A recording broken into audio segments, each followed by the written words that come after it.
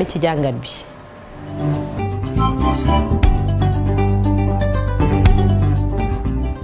ci kanam tuuti Malal Talla Fou Malade dinañ ko dalal moom moo taxawal benn symposium ci wàllum waxtaanee démocratie ci kanam tuuti lay doon incha allah en attendant from fan laay wax sax England from London. Abdoulaye Cissé. Comment tu vas? maa yaa ngi ci jàmm. How are you guys? Everything is okay? We are good. Yeah, thank you. C'est notre Darren Tullet. Thank you, sir. Yeah, hommage à Darren Tullet. Abdoulaye Cissé maa yaa ngi ci jàmm. Puis namoon nañ la. en supporter des Gunners, bien sûr, je suis allé faire le pèlerinage à l'Emirates Stadium de Arsenal. Évidemment, j'aurais aimé assister à ce grand match Chelsea-Arsenal à Stamford Bridge, mais bon, les Blues, un petit blues quoi. Ils ont mené 2-0, ils pensaient quand même qu'ils pouvaient battre Arsenal, mais bon, Arsenal c'est quand même une grande équipe quoi. Voilà. Mais entre Arsenal et moi, les Rouges, Arsène Wenger m'a fait aimer Monaco, m'a fait aimer Arsenal et m'a fait aimer même les Rouges du Stade de Mbour, donc. Et les Reds de Liverpool dans tout ça? Non, ça c'est. Ah ben c'est encore des rouges. Non. C'est quel rouge? Rouge Arsène rek. Arsène. Un rouge pour en cacher un autre. Fan de Arsène Wenger pour toujours. Alors Abdoulaye Cissé voilà tey jii ci jàngat bi. dama bëgg a taxaw ci benn xew-xew peut-être un événement qui est passé peut-être un peu inaperçu pour ñu bëri en tout cas benn débat bu doon am en ligne ak benn mouvement demain Sénégal ñu ko seq bokk na ci ay Mamadou Lamine Loum nekkoon premier ministre ay jamono Cheikh Tidiane Mbaye moom tamit ñooñu ñëpp ñoom lan moo wundu mouvement boobu lan la ak ñan ñoo ko seq daanaka lan moo leen boole ñoom ñëpp sax. waaw je pense que Naata ni ñu ko présenté sax c'est très bien parce que c'est vrai. mën naa ni débat la boo xam ne échappé na ñu bëri parce que évidemment ça restait confidentiel dans le sens où c'est pas un débat public large bonne publicité mais c'est dans les habitudes de ce mouvement Demain Sénégal Demain Sénégal mouvement la boo xam ne ñu ngi ko lancé yàggul trop en décembre at mii ñu génn décembre 2022 janvier 2023 bi ñu koy lancé nag vraiment am na kàngam kilifa yu mag yoo xam ne bokkoon nañu ci mais xam nga da ngay yaakaar ne rek dañuy parrainer wala dañuy gunge wala yooyu parce que au lancement quand même il y avait de très hautes personnalités dont l'ancien premier ministre Mamadou Lamine Loum l'historienne Penda Mbow professeur Mamadou Diouf de Columbia qui lui est plus régulier dans le débat public mais am na ay personnalités yoo xam ne ils sont très rares dans le débat public parce que ku mel ni kii Mamadou Lamine Loum je pense que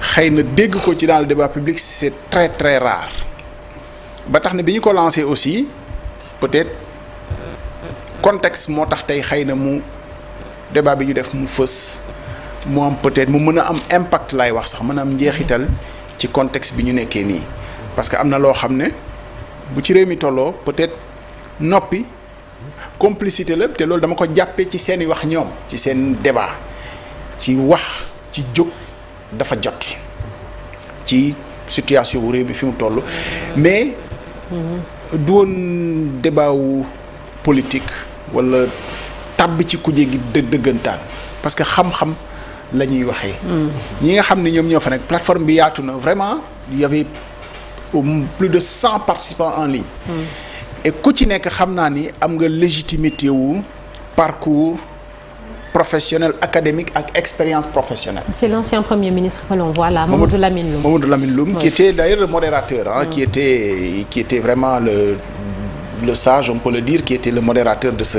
ce débat-là. Mais entre autres noms, tu vas Maître Mame Adama Gueye, qu'on retrouve Mame Adama Gueye qui a organisé quand même le débat public dans ce pays en 2001. Abdou Souleye Diop qui vient de passer d'ailleurs à Dakar pour la publication de son livre oui. Et qui est retourné au Maroc, qui était en ligne d'ailleurs au Maroc.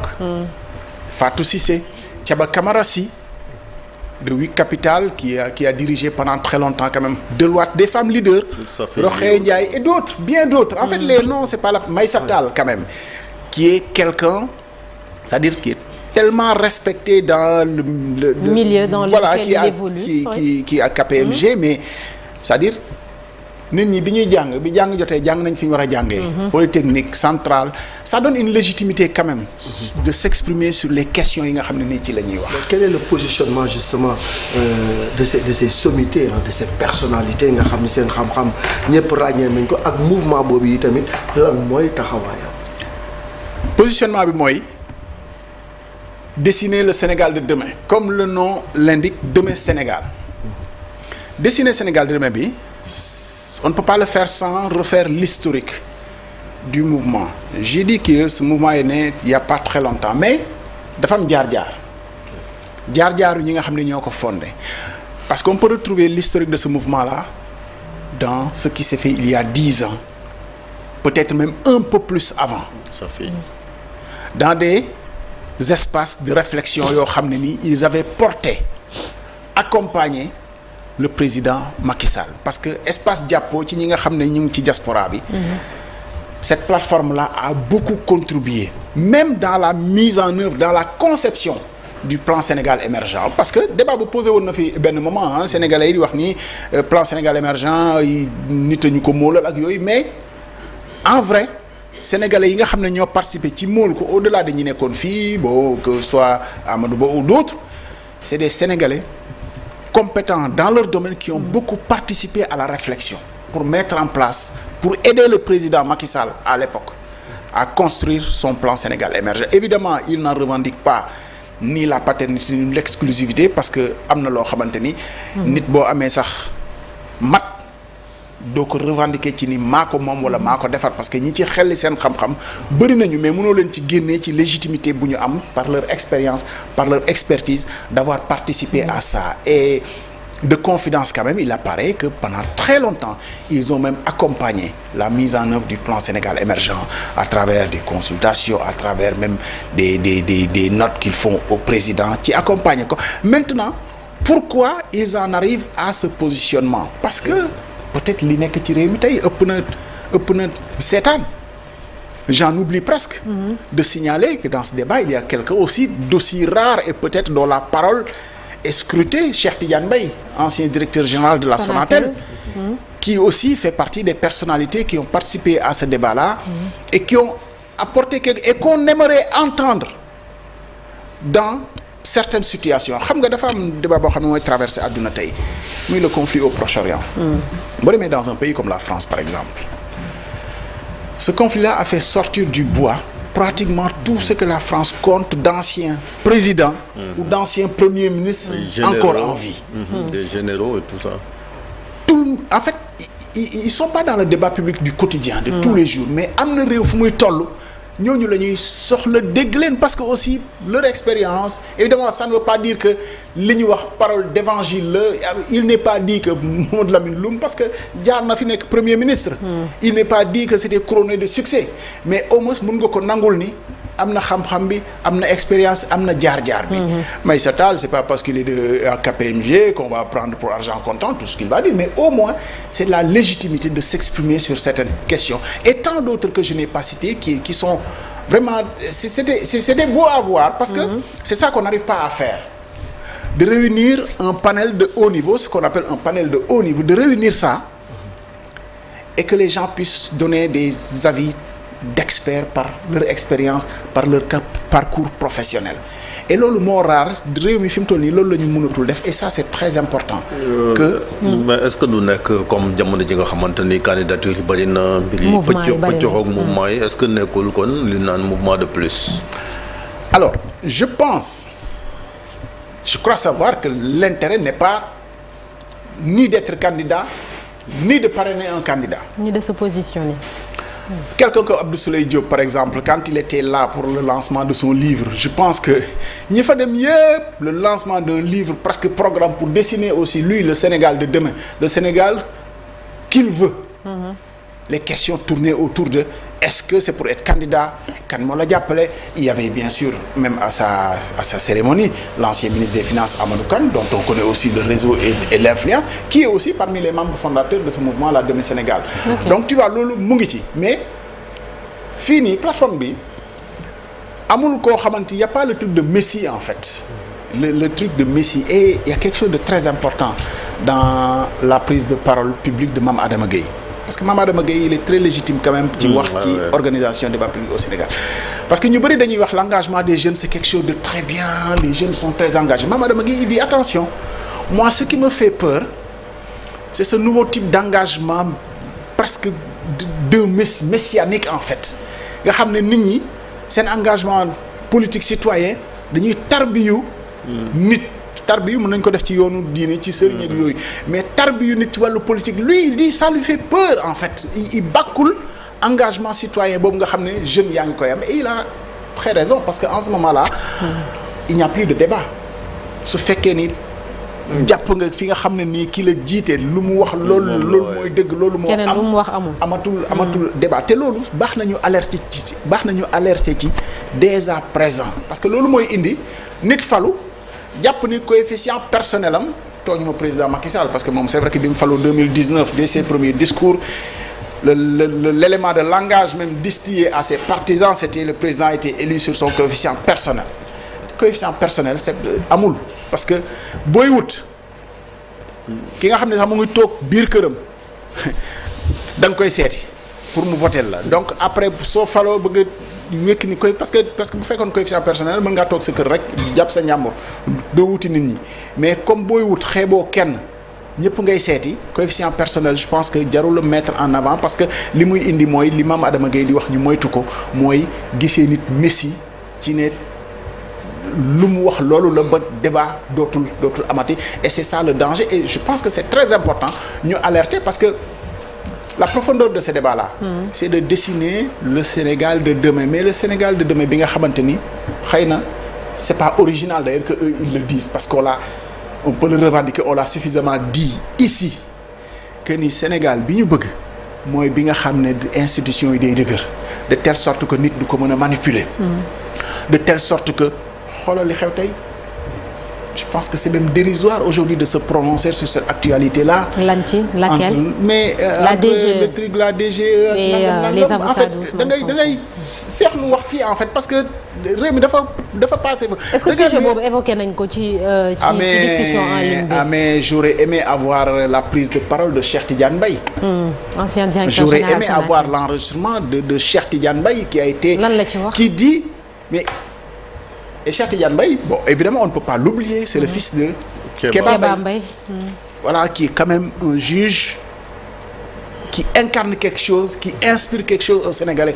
Quand Cheikh Tidiane Mbaye va jusqu'à dire, ce sont ces mots, il fallait célébrer ce juge de Ziguinchor qui a juste agi par courage parce que c'était plus facile pour lui de faire peut-être ce que le pouvoir veut que de décider ci li nga xam ne nii mooy aqulaay taalaam après c'est un jugement mais c'est un positionnement très fort parce que bu ñu demee ba di bàkkee nit loo xam ne dañu jàpp ni dafa def liggéeyam c'est un problème parce que bu ñu demee ba nit bu defee li nga xam ne moom la war a def ñu ne ëskay donc ça veut dire que ñeneen ñëpp defuñu seen liggéey et loolu problème bu rëy la ci réew dañoo war a fexe ñiy def seen liggéey ëpp ba bu ñu defee li nga xam ne moom la ñu war a def du yéem kenn mais bu ñu demee bay yéemu ci nit def na liggéey bi nga xam ne moom la war a def ñu ca yéemu mais foog ñu xalaat kon la majorité bi nga xamante ni defuñu li ñu war a def fan la ñu jëme réew mi.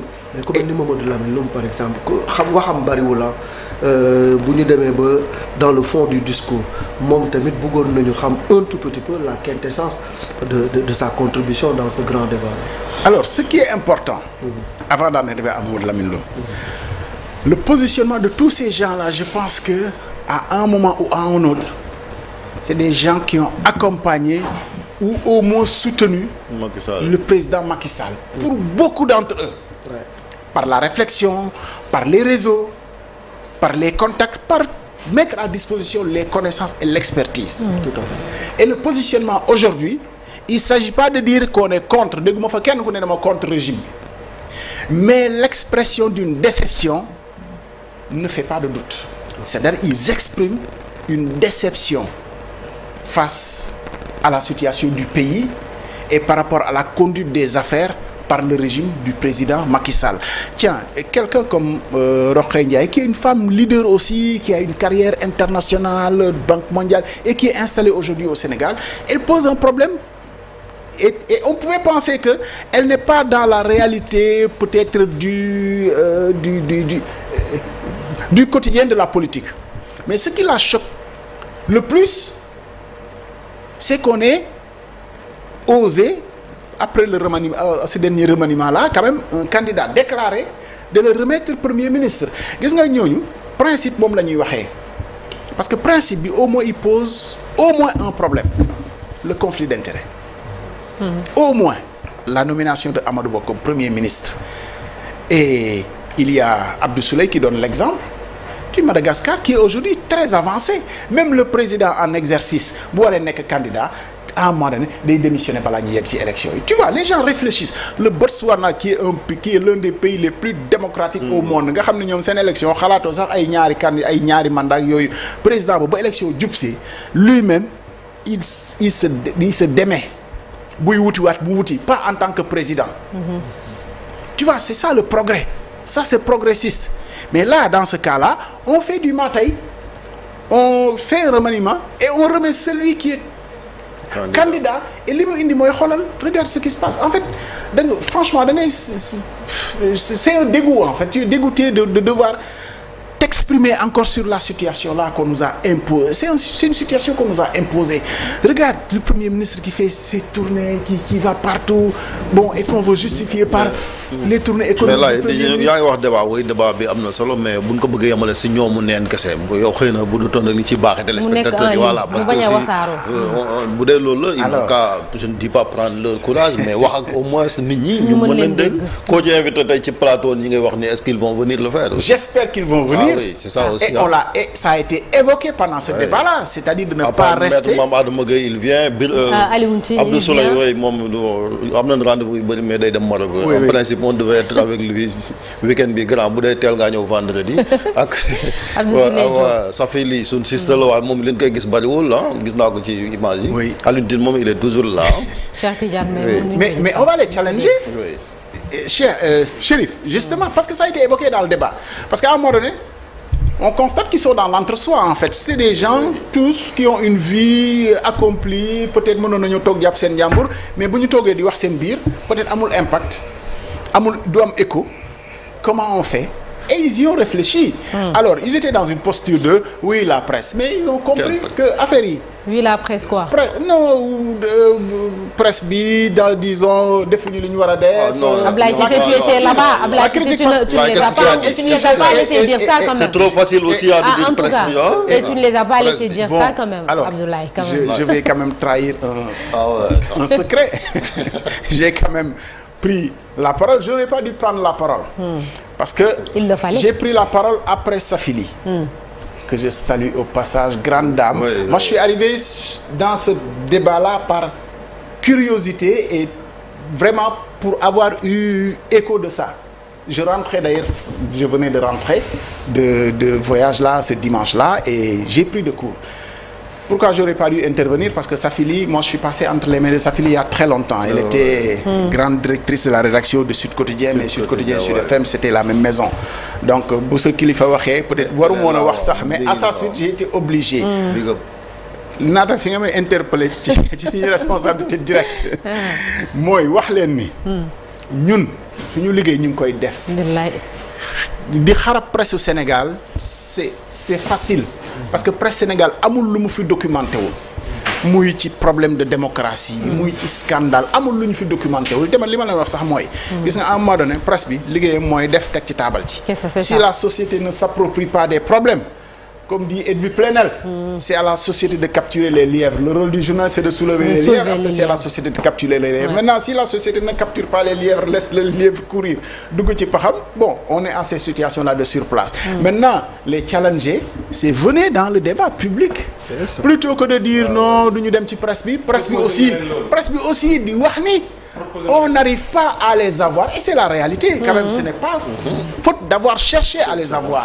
On les cherche et on va les challenger. J'espère qu'ils viendront. Je ne sais pas dans quel cadre. Tu organises souvent des débats, Abdoulaye Cissé, et tu es confronté à ce genre de situation. Chérif, waxi noppi. Bien sûr. Mais est-ce que nous lancer offre publique bi sax pour ce soir? Parce que j'ai l'impression, Chérif me disait qu'on a une édition spéciale ce soir. Allez, on va lancer l'offre publique. Ah oui? Est-ce qu'ils ont quelqu'un qui vient représenter demain Sénégal dans ce débat public?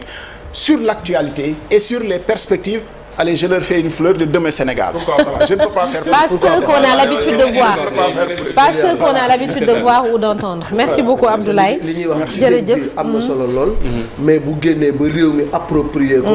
idée yooyu law ci réew mi ñu dégg ko dafay ëpp solo. absolument te loolu yi tamit mënoo jaar fenn fu dul ci presse bi. pour que li ngay xalaat di ko xelli mën a dem ci askan bi. pour ñu xam ne am na ñuy xalaatal réew mi. te daray politique taxu leen a jóg. te seen kàddu Malick am na solo ndax bokk nañ ci ñi nga xam ne duñu wax askan wi ne accam du mooyu leen donc à chaque fois ñuy wax donc dañ leen di prêter une oreille attentive. Le plus marocain des Sénégalais lui moom en principe il devait être là mais ou le plus sénégalais des Marocains parce que le plus sénégalais des Marocains il a dirigé l'association des Sénégalais résidant au Maroc Abdou Souleye Diop. moom dina ñëw inchallah entre autres évidemment j'ai man dama doon jàng doon résidé en tout cas il a beaucoup aidé les étudiants là-bas au Maroc. L'objectif n'était pas de citer les 200 personnes mais il y a des noms très voilà les uns plus prestigieux que les autres. On n'est pas là pour citer de noms mais biñ ci jukki quelques yoo xamante ni peut-être c'est symbolique de quelque chose. Mais évidemment tous ceux qui ont participé à ce panel-là méritaient d'être cités. Et je le précise, il y avait même des gens de l'administration quand même qui travaillent aujourd'hui pour le gouvernement du Sénégal. Qui ont pris part à ce débat et qui ont eu des positions courageuses, vertueuses. C'est intéressant et qui de le appellent à un souligner. leadership vertueux dans ce pays. Voilà. Absolument. Merci. Donc c'est pas un truc de parti pris wala ñu xeex ak yooyu. Merci beaucoup Abdoulaye Cissé. Merci beaucoup ñu koy laaj merci beaucoup Abdoulaye Cissé. Voilà ñu jàll ci invité bi tout de suite.